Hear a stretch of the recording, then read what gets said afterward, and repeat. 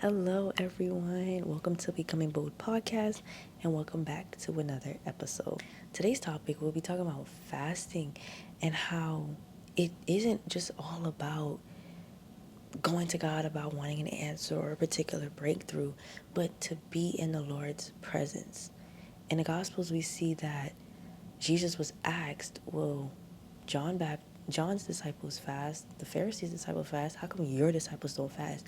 And you see that Jesus' response was they were already in his presence. They were already with him, his disciples. So there was no need for them to fast. But he's like, there will be a time to where I'm taken away and then they would have to fast. So we see that Jesus basically gave the definition of what fasting is. And fasting is to intentionally be in the Lord's presence. Today I'm going to give 3 tips on how to receive more in the spiritual rather than just the physical. The first point is fasting isn't just about receiving answers.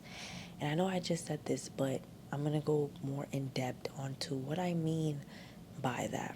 If we go into a fast solely to receive an answer from God, it can sometimes allow room for the enemy to creep in. Now, there's nothing wrong with going into a fast to receive clarity on a particular direction the Lord wants you to take, but make sure that majority of the fast is you being in his presence. Now, this being in his presence can limit the voices, the outer voices, like the enemies or even your own voice, right?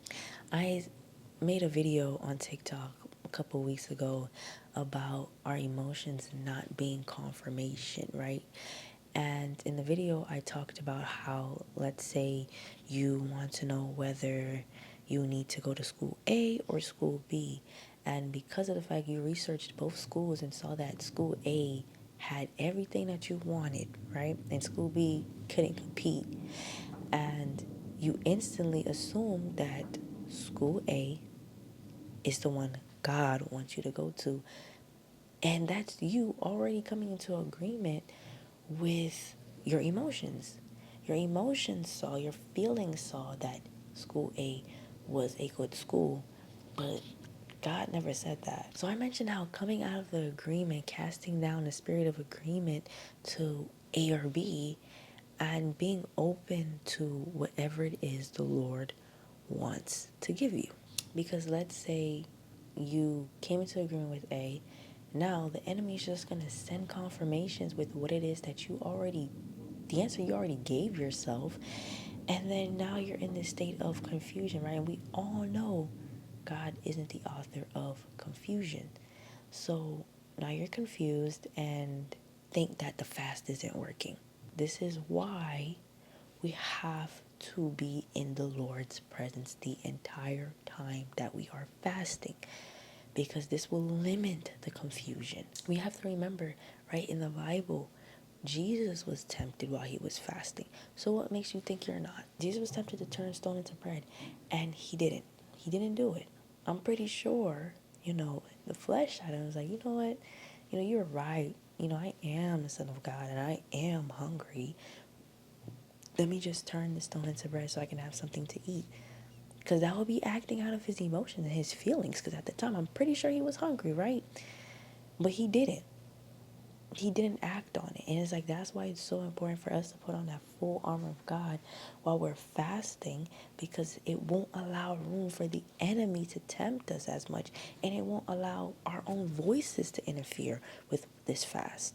So being in the Lord's presence is important, guys. The second point I have for you guys is to start off small. And the reason why I say this is because I know, especially during the New Year's, our churches like to start off with a 21-day fast, to start off the year. I know this can be challenging for, those who never fasted before, going an extended period of time with no food or no water, whatever fast, the church is doing, and you're struggling throughout this fast. You're struggling to make it through these 21 days, and you end up cutting the day short. You ended up failing, and you're just like, I'll try again next year, or maybe fasting isn't for me, right? We have to be realistic with ourselves. If you never fasted before, start off small. Start off with 3 days. If you've done 3 days before, go to 7. If you've done 7, do 14. Work your way up Like I mentioned in my previous videos, this walk is a journey. We have to remember there's some people that's been doing it for years, so they're able to go this extended period of time without eating or drinking, right? And if this is your first time, you're not used to that. So be patient with yourself. Start off small. And the Lord can work with that. If you think that the Lord can't do anything within 3 days, shoot, he done died and rose again in 3 days. Hello. So he can do a lot in 3 days. He can tell you a lot in 3 days. Don't think that you're failing because you can only do that. Be patient with yourself and take your time, guys. This walk is a journey. So the last tip I have for you guys is please limit fasting on something God has already spoken. A lot of times we go on a fast because we don't believe the signs that God has already shown us time and time again, hoping that his answer will change. And we slap a label on it saying that we're just fasting for clarity. Now, I know a lot of you are thinking, hey, Gideon did it. Yeah, Gideon did it, but he eventually got up and made a move, right? We have to realize a lot of the things that God tells us to do are sometimes time sensitive. If the Lord is telling you to move to North Carolina August 9th at 12 p.m. and he's giving you time in advance by telling you on July 15th, and you use that time to go on fast after fast after fast after fast, saying, Lord, was that really you?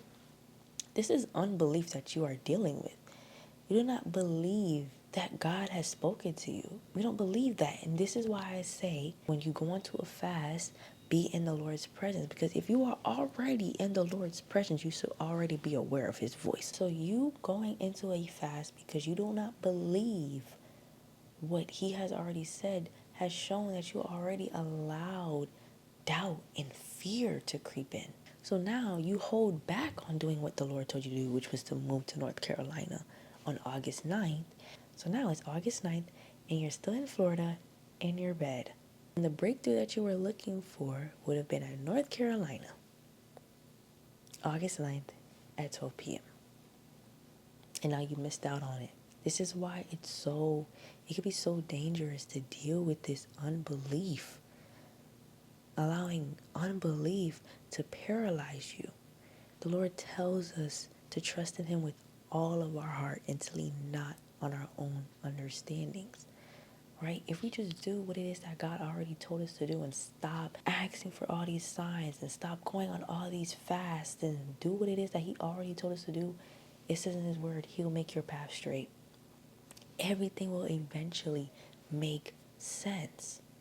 So you don't need another fast. You need to be in his presence and you need to trust what it is he already told you. Thank you guys so much for tuning in on this episode. I hope that this was edifying and that you got something from it. And I will see you guys the next episode. Bye.